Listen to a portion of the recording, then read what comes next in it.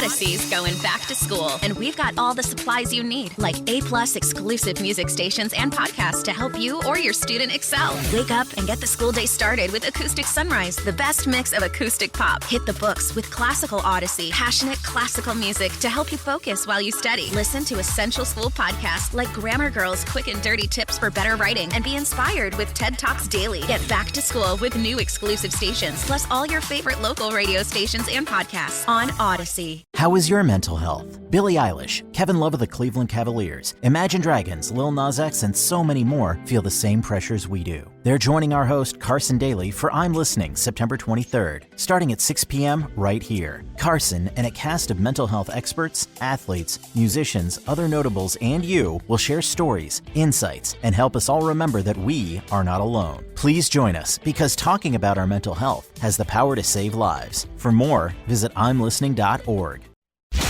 Welcome into Vern's postgame show. Bouncer toward the middle. Second base, Whit Merrifield gloves it, throws off balance. He got him at first base. Presented by Rainer Garage Doors of Kansas City. Merrifield's going to try to score. A good throw home could get him.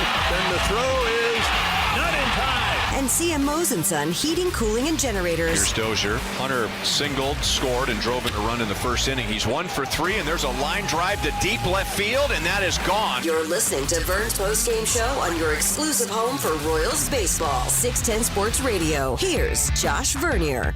You know, it really is amazing. Salvador Perez hits a grand slam for the second game in a row. And it's not even one of the three biggest stories. Following this 8-7 roller coaster of a West Coast swing for the boys in blue, they take the first two in the Pacific Northwest. 8-7 in 12 innings, they clinch a winning road trip, and they earn, at worst, a split of this four-game series against the Mariners, who are right in the thick of a playoff race. Royals have come in the first two, put 14 runs on the board. 8-7 the final. Now, you know how I feel about these now final 34 games of the season. Been saying it for the past 2 weeks.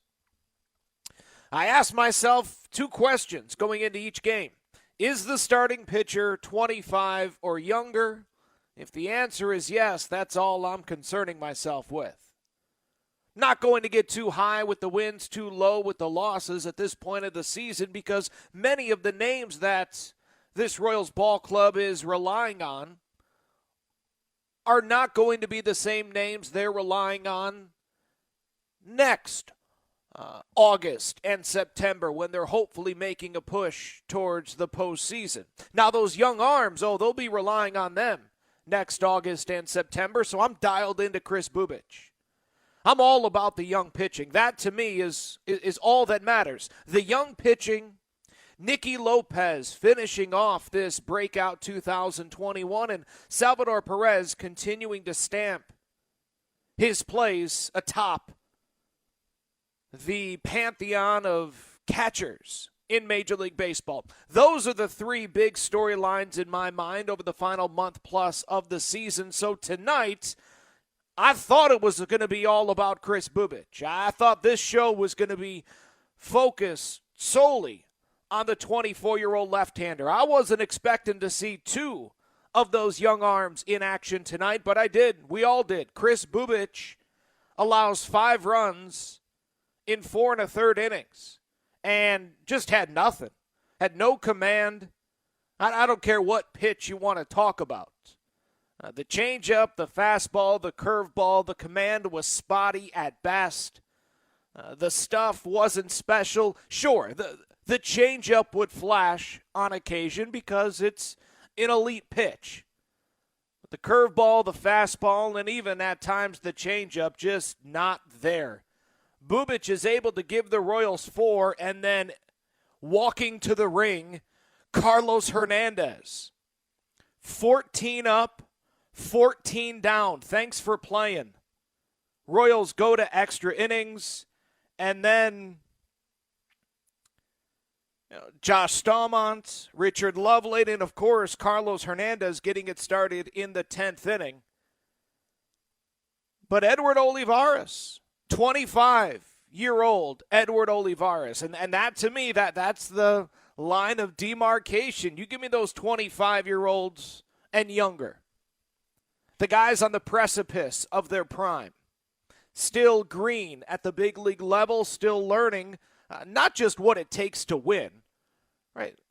Guys like Dozier and Merrifield and Lopez, Zimmer, Stallmont, and Keller, those guys are still learning what it takes to win on a consistent basis at the big league level. The young arms like Bubic, Hernandez, and Lynch. The young position players like Olivares and Olivares. Those guys are not only learning what it takes to win, but they're also learning what it takes to stay and succeed and be consistent at the big league level. So, yeah, put Edward Olivares in that group with Lynch and Singer. That group with Hernandez and Bubic, both of which we saw tonight. Carlos Hernandez, 5 2/3 innings out of the bullpen. 1 hit, no walks, 6 punch-outs. Simply fantastic. I mentioned Bubic didn't have any of the 3 pitches. Hernandez had like 5. Had the 4-seamer, had the sinker with the 2-seam action, a curveball, a changeup, a slider. This guy. Again, if it wasn't for Daniel Lynch throwing with his left hand, Carlos Hernandez is your future number 1. Good God almighty, that was pretty. That was fun to watch tonight from the 24-year-old Hernandez. So I'm all about the young arms. I'm all about the 25 and under Kansas City Royals. And boy, oh boy, they, in Carlos Hernandez and Edward Olivares' case, they showed out tonight. Chris Bubic, hey, consistency's tough. Now, Chris Bubic has been very good this season. He's also been very bad this season. His next step in this, the step forward, the season of 2021, the step forward, his next step needs to be finding some consistency. Instead of being so hot and cold, let's try to find a spot where we're lukewarm, where it's that nice water. Instead of 6 bad, 6 good, and 3 in between, which is what we've seen in the 15 starts this season from Chris Bubic. Instead of 6 good, 6 bad, 3 in the middle, man, how about you give me 4 good, 4 bad, and the rest in the middle, 7 in the middle. We got to find some consistency for Chris Bubic, but look, the guy just turned 24. Time is on his side, and again, he's still going to get, you would expect, another 5 starts this season, and he can learn, he can grow, he can progress, he can take that step forward. My game notes following this 8-7-12 inning classic in the Emerald City. My game notes are brought to you by J Southland Tow Service. Be in the know with Southland Tow. Phone lines are open for you if you're weird. 913-576-7610. Text line, that's always there. That's easy. Text line, same number, 913-576-7610. So if you want to show off that you're still up at 2:17 in the morning, riding with your boys in blue, riding with 610 Sports Radio, go ahead. You're not going to have to wait on hold. 913-576-7610. If you want to show off, go for it. You want to dissect the game, the season, the team, let's do it. But if you're just leaving the bar and you're like, oh, my God, Vern's on, let's call him. Don't do that. I don't want to hear from you. Royals win 8-7. We get to the play of the game and head inside that Royals clubhouse after this. You're listening to Vern's Postgame Show, presented by Rainer Garage Doors of Kansas City and CM Mosen Son Heating, Cooling, and Generators on 610 Sports Radio. It's the play of the game. Swung on, hit high in the air, deep to left field. That's a way back, and that ball is gone. Designed by Mazarise Jewelry that has dazzled Kansas City for over 40 years. Logan Gilbert deals, and a swing, and a fly ball, hit deep, right center field, and that ball is gone! Salvador Perez, a grand slam for a second straight game, and he ties the game 5-5. And the Royals have hit grand slams in 3 straight games. Oh, my gosh, unbelievable. Steve Stewart on the call, last heard here on 610 Sports Radio. number 36 for the great number 13. Ties this game up at 5, and all of a sudden Mike Matheny and that coaching staff look around and say, well, let's go for it. Tell Carlos it's time. Carlos Hernandez, who was prepared, as we heard from Mike Matheny earlier, knew that if things get sideways for Chris Bubic, be prepared. You could be the guy that we turn to out of the bullpen. So when the Royals fall behind 3-1 after the first, down 5-1 after 2, and Chris Bubic is at 63 pitches, I think it's looking like a Scott Blewett game. And then Salvi in the top of the 4th hits the grand slam with 2 outs, ties the game up at 5. Matheny runs Bubic back out there. He works around a 1-out single in the bottom of the 4th, and then his day is done. This game's knotted up at 5, and we have all learned in our time watching or following Mike Matheny at the helm of the Kansas City Royals, I don't care what the calendar says or how invested you, the fan, the media member, the whatever, I don't care how invested you are or how important you think these games are, right? I sit here every night, I don't care about the wins and the losses. It's about the young arms. Yeah, good luck telling anybody inside the clubhouse that or anybody on that coaching staff that. Knotted up at 5, at the end of 4, step on that gas pedal, Grandma. We're going for it. 14 up, 14 down. Carlos Hernandez, spectacular. And see, I'm doing it again. Look. The real play of the game, of course, was Edward Olivares hitting what turns out to be the game-winning 2-run shot in the top of the 12th. Of course, that's the play of the game. But I just feel as if the history that Salvador Perez is continuing to make on what seems like a nightly basis, I feel like that grand slam tonight is going to go overlooked by some because of what Carlos Hernandez did, the 24-year-old, because of what Edward Olivares did, the 25-year-old. So Salvador Perez, his second grand slam in as many games, is tonight's play of the game, presented by Mazzari's Jewelry. Jewelry that's dazzled Kansas City for over 40 years. I'm sorry, I'm fired up too. Mazzari's Jewelry that's dazzled Kansas City for over 40 years. Want to make sure that they are happy, as of course they're listening at 2:26 in the morning. But number 36 for Salvador Perez, when I first came to Kansas City, that number was bludgeoned over my head endlessly. Steve Balboni, nobody's ever hit more than 36. And now it's 36, knotted up with Balboni. Are you kidding me? 913-576-7610. Let's start off with DJ in Lawrence. DJ, you're on 610 Sports Radio. Go ahead. Josh, what's going on, man? It's DJ Hyden, official Royals DJ. I've been out DJing at the K in left field for the past few months. How are you tonight? I'm well. I appreciate you staying dialed into this one, even though as a DJ you've been probably out running these streets tonight.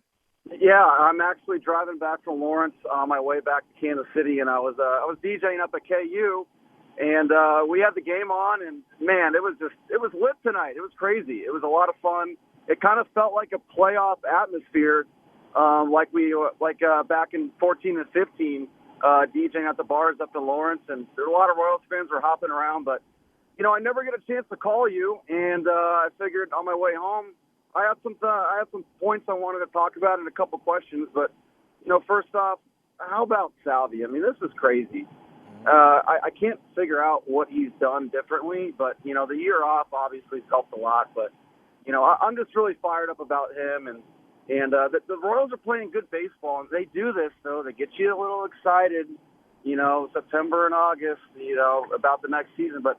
I don't know. It's starting to come around, but I want to get to my questions here.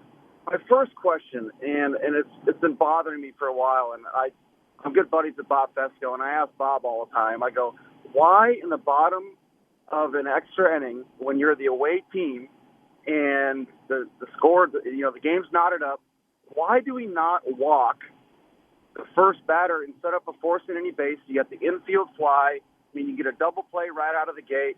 It just, I don't know. The strategy in extra innings to me seems a little odd. And then my second question was, why did you think it took so long to move on from Dyson? And Olivares, it just seems like every time he's up here, he's doing something. And it's like, when are we going to get to, see him permanently? And do you think he's a part of our future? I'm going to go ahead and hang up and let you take it from here, Josh. All right, thanks for the phone call. First of all, Salvador Perez, yes, the year away, of course it helped. The thing he loves, I don't want to say most, because faith and family are very important to Salvador Perez, but next to all of that, having that taken away from you for a year, and look, this guy doesn't think like most of us, like I think. He doesn't think about being very good at his job. He wants to be the greatest. Again, don't let the smile fool you. This guy is more than just an gregarious, affable caricature. This is truly one of the great catchers in the history of this game. One of the great competitors. One of the toughest SOBs you're ever going to come across. Again, that grand slam he hits, you have to be one strong ox to get that pitch, that slider down and away, to hit that over the right center field wall. Man, just that was my big takeaway from the Grand Slam, outside of the historic nature of it, is just how incredibly strong Salvador Perez is. Your point about the Royals doing this every August and September, okay, possibly I understand that Royals fans have been, scorned, burned in years previous, but you haven't done this with this type of pitching. Okay, you had Giordano and Danny Duffy in 2014, but you were also going to a World Series in 2014. Unless you want to go back to 1990 or 1984, you haven't had young pitching like this at the forefront of a strong final 2 months of the season. Your question about extra innings and why the Royals or why teams don't intentionally walk the first guy to put two on, and then you got to force it any base.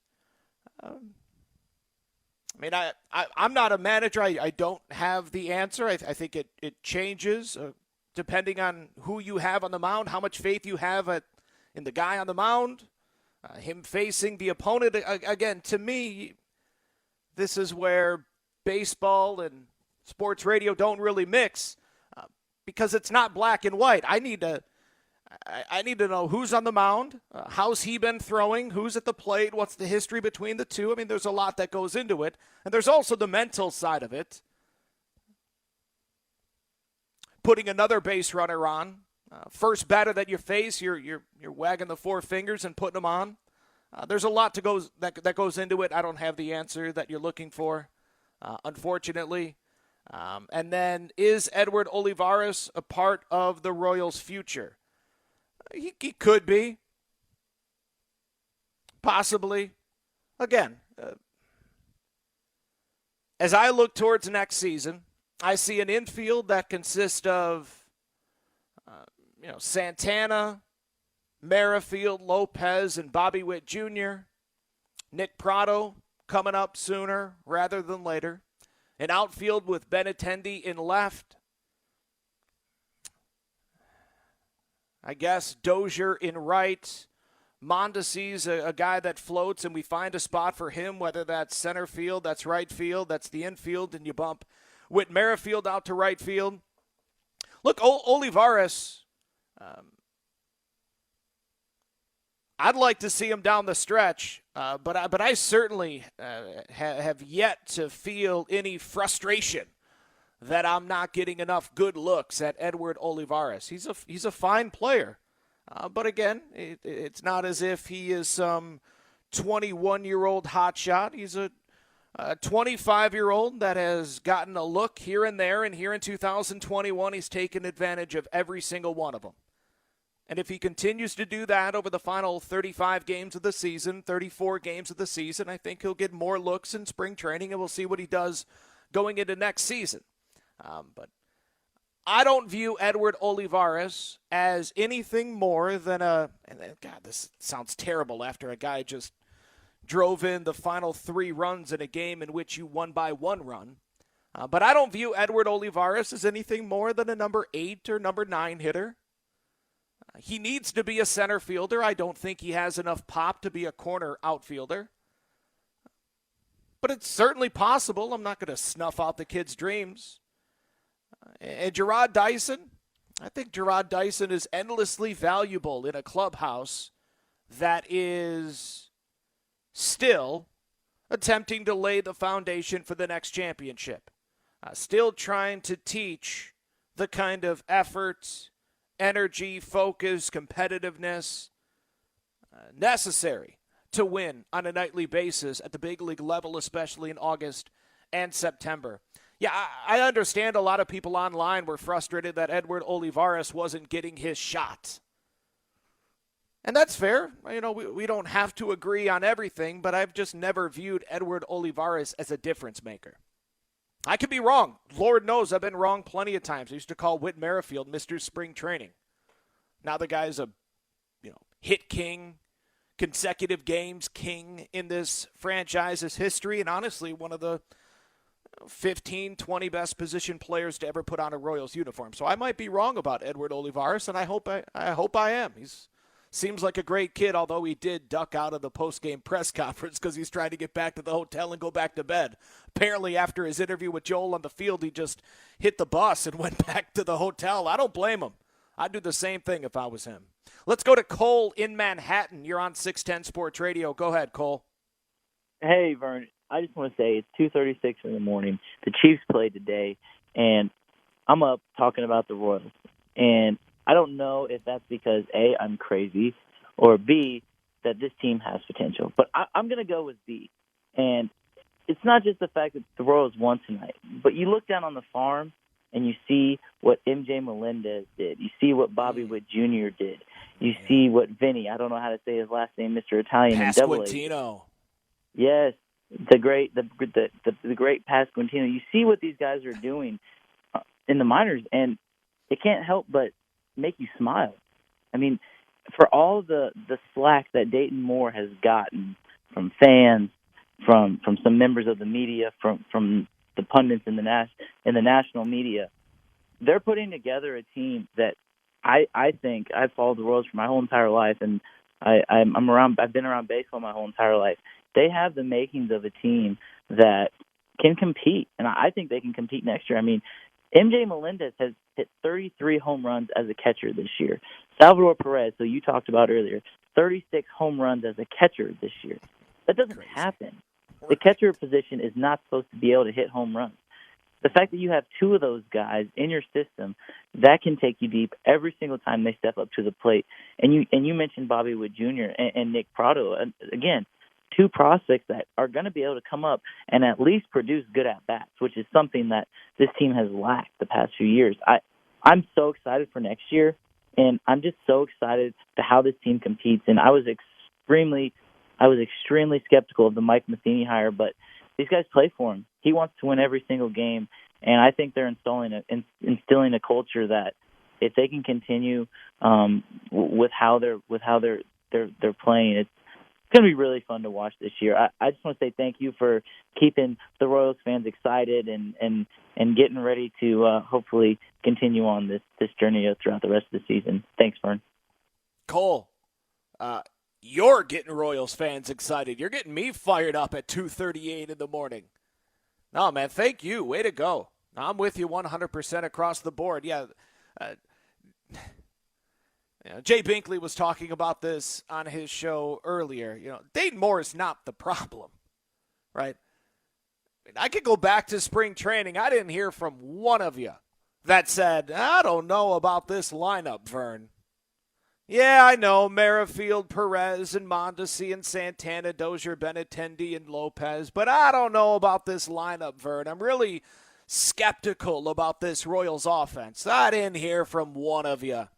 Not one of you was saying that the offense, this offense, I bet you, is going to underperform. No, we were concerned about the rotation, sure. I didn't hear one of you say that the offense was going to be the Achilles heel of this ball club for the first 3 months of the season. No, Dayton Moore is not the problem. Again. But we do this, right? You know, where's everybody that, you were all mad at Cal Eldred, right? Remember it was Cal Eldred's fault? Does Cal Eldred get any love for Carlos Hernandez? For Daniel Lynch? No? All right. I don't know why I bring that up. I know how this goes. 913-576-7610. And you mentioned MJ Melendez hit 2 home runs tonight. You gave the number. He's up to 33. Bobby Witt Jr., Nick Pratto, they each go bridge tonight. They each have 28 home runs this season. Of the 4 players in minor league baseball, there's only 4 players in minor league baseball with 28 or more home runs.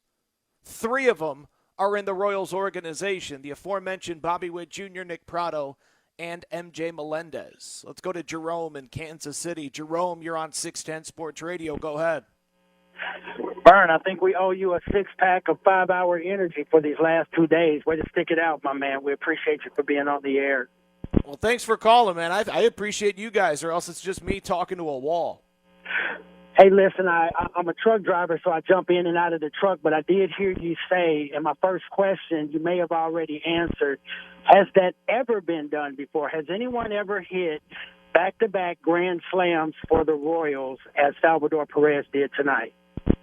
For the Royals, no, man. As a matter of fact, last night, okay, so you know Salvi hit one yesterday, and you also know that Whit Merrifield hit one back on Wednesday.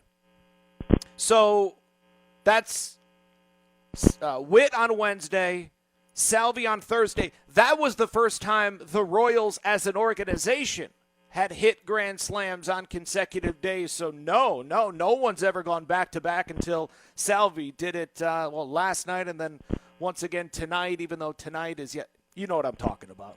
That's phenomenal, and absolutely, if it wasn't for what Ohtani is doing, he would absolutely be the MVP of the league. But the purpose of my call, Vern, is that early in this year, and I too, I love the energy of the callers. As being, a longtime Royals fan, I'm normally a silent listener, but I had to call in tonight because earlier this year and throughout this year, the thing that was frustrating about the Royals is that there was no identity. We certainly were not starting pitching. We had flashes of speed. We weren't power. We weren't defense. We weren't bullpen. We weren't anything that you could just hang your hat on and say, I can see where we're going and what we're going to do to be able to establish this team in the future. But as we get later into the season and as you begin to see these pieces come together, and I agree with the last caller, as you can see the pulse of what Mike Matheny has established with this team, you start to feel now as though we're establishing an identity. I love the fact that as we did in 15, we're starting to be able to put pieces together of things that are going to be able to make us a competitor in the future. You knew exactly what we were in 15. We were defense, we were speed, we were bullpen. There was no question. Nobody could touch our bullpen. And being able to have an identity of a team, that's all I wanted from these Royals, was the identity of what the future was going to hold and how we were going to be able to establish ourselves as a competitive team. It seems like that's starting to come together. I'm excited. I hope you're excited, Vern. I'll listen to you off the air. I just wonder why it takes a game like this to get such tremendous callers after a road game. It's fantastic, Jerome. Great phone call. Yeah, as far as the identity is concerned, I think coming into the season, the expectation, I know the expectation coming into the season was you were going to be a team led by your offense. And, of course, you were going to be sound defensively. You were going to be fantastic on the base paths. But then Mondesi goes down. Mondesi, who's the fastest on the base paths, maybe the best defensively, and a guy that you had penciled into the number 3 spot in your lineup. So, yeah, that throws a wrench into the offense, defense, base running leading the way in 2021. Suddenly, way too much was being, not expected, but way too much was being put on the plate of a very inexperienced rotation. Guys like Singer, eventually Bubic. We saw Lynch in his first go-round. Brad Keller struggled early. That rotation was never supposed to be the anchor of the ball club in 2021, but it was thrust into that situation, thrust into that role a week, maybe 2 weeks into the season. Once the offense really started struggling, once you went, okay, Dozier and Soler do not have it early on. Now, as I look ahead to 2022 and what I want the identity of this team to be, I think it's great that the last 2 callers have each brought up Mike Matheny, because this seems like a Mike Matheny type of team. Gritty, hard-nosed, never say die, even when everyone around you is saying you're dead. All right, just stop. You're dead. You're just embarrassing yourself, flopping around. You're dead. But just continuing to fight. That's Mike Matheny. That's get hit in the face with a pitch, spit a tooth out, and dig back in the box. Salvador Perez epitomizes that. He just does it with a smile and laughs and the Salvi splash. And, Salvi is unique. The great baseball player, one of the great baseball players of this generation, is also just one of the great guys of this generation for Major League Baseball. It's a pretty rare combination, but Salvi's that Mike Matheny type. Whit Merrifield's that Mike Matheny type. Nicky Lopez is that Mike Matheny type. Michael A. Taylor, Carlos Santana's about his business. Andrew Benintendi. And then, of course, the young arms. Of course, the young arms are going to be the marquee. The young arms need to be the marquee for this organization moving forward. Because when you say identity, the first word that popped into my mind was bully. When I think about the 2014-15 Royals, I think about that bullpen bullying opposition. And they would just mentally bully the opposition, because when the Royals in 14 and 15 would get ahead of the opposition 1-0 in the second inning, all of a sudden everybody in that opposing dugout knows, okay, we got 3 innings. We got 3 innings to score at least 2 runs. Because if we don't take the lead before the 6th inning, this game's over. So the Royals bullpen was in your head right out of the gate. They would bully you with that bullpen. Just like great teams like the Blue Jays or Astros, the White Sox, they can bully you with that lineup that they throw at you. Well, the White Sox can bully you with a number of different facets. The Royals rotation needs to be that bully. That bully that is accompanied by great defense and great base running, but led by starting pitching. Yeah, that could lead to the, 3rd or 4th golden age of Royals baseball. They win tonight a classic in 12, 8-7 Royals. They take 2 in a row to start off this 4-game series in Seattle. Game 3, Saturday afternoon at 3:10. We'll take a quick timeout. We'll get back to your thoughts after this. You're listening to Vern's Postgame Show, presented by Rainer Garage Doors of Kansas City and CM Mosen Son Heating, Cooling, and Generators on 610 Sports Radio. Exclusive one-on-one player interviews every day during training camp right here on 610 Sports Radio. This is Vern's Postgame Show, presented by Rainer Garage Doors of Kansas City and CM Mosen Son Heating, Cooling, and Generators. And the pitch. And a swing and a miss. He struck him out with a fastball up at 97. And the Royals hang on. And in 12 innings, on a wild roller coaster night, the Royals beat the Mariners 8-7 in 12 innings. Steve Stewart on the call, as heard here on 610 Sports Radio. Royals now 58-70 on the young. 58-70 on the season. It is anything but young. The day is young. This Saturday is young, and come to find out, the Royals just got back to the hotel. Good for them. They'll be back on the field in 12 hours. 12 hours from right now. 12 innings is what it took tonight in Seattle for the Royals to walk away victorious. And the key moment of the game, of course, was that 12th inning. Key moment of the game with LMC Truck. The key to keeping generations on the road is brought to you by Rawhide Harley-Davidson, the #1 new volume dealer in Kansas. Top of the 12th inning with Hanser Alberto starting off on second base. Andrew Benintendi unable to advance Alberto. Benintendi pops out to the shortstop. And then Hunter Dozier grounds out to the shortstop. And again, Alberto does not move. And I don't know about you, but I wasn't feeling great at that moment. 2 outs. Alberto stuck on second base, and Edward Olivares coming to the dish. Now, I was intrigued because Olivares made his first trip to the plate since being recalled for a 6th time. Made his first trip to the dish in the top of the 10th inning and hit what could have been a game-winning sacrifice fly. The sac fly put the Royals ahead 6-5. Now, as we all know, Mariners would tie it up in the bottom of the 10th. But in the 12th, with Alberto on second and 2 outs, Olivares, I don't know how he hit this one. A full count offering from Ramirez. A slider. Olivares just stays with it, almost goes down to a knee, and just carries it over the left field wall for his 5th home run of the season. How does he have 5 home runs? Guy's been sent down to the minor leagues 5 times, and he has 5 big flies in the show?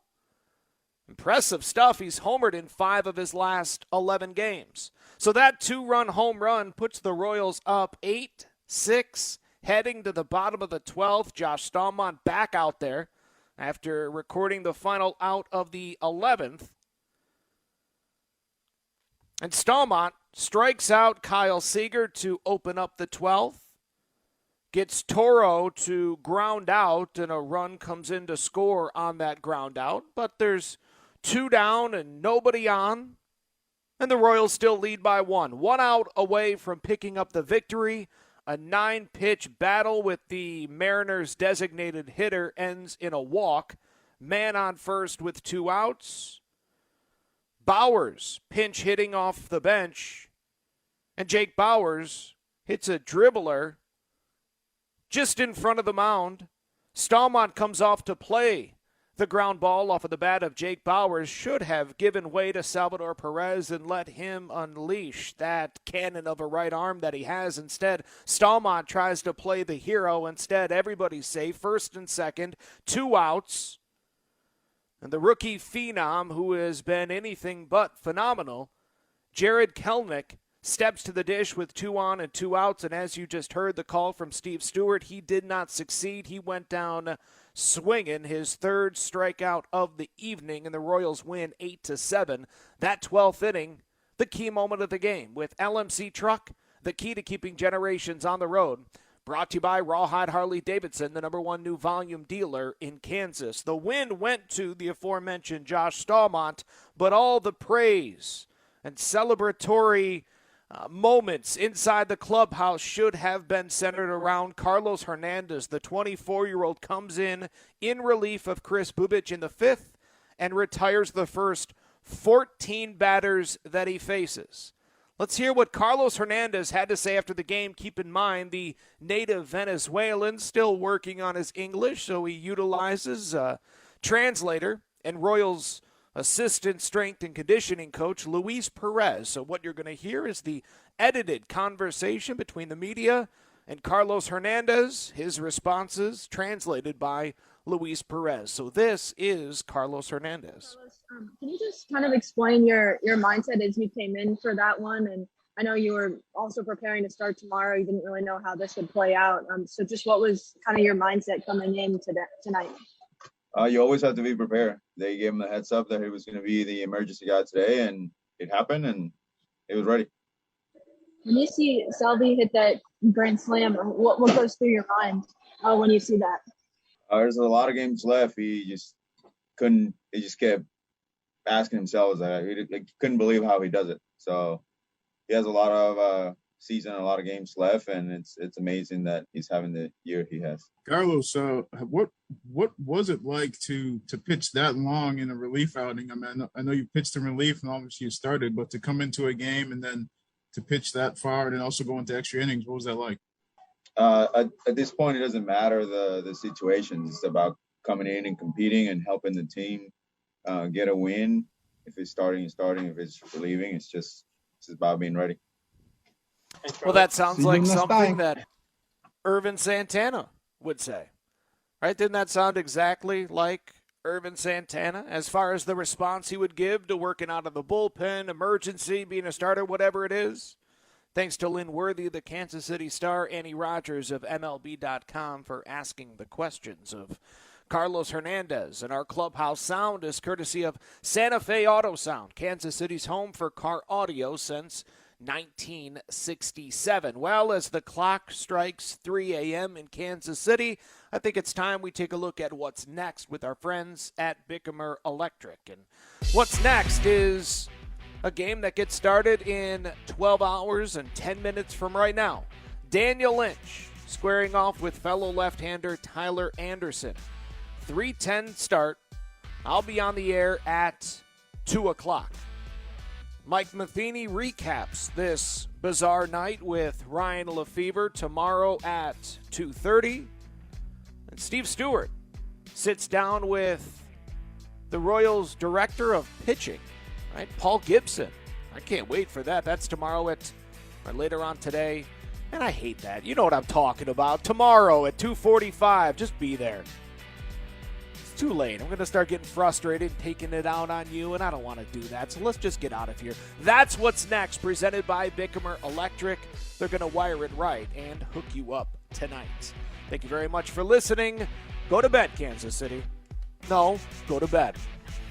You've been listening to Vern's Postgame Show, presented by Rainer Garage Doors of Kansas City and CM Mose & Son Heating, Cooling, and Generators. Sal gets into one again, blasts it deep to left. That's a way back and gone. On your home for Royals baseball, 610 Sports Radio.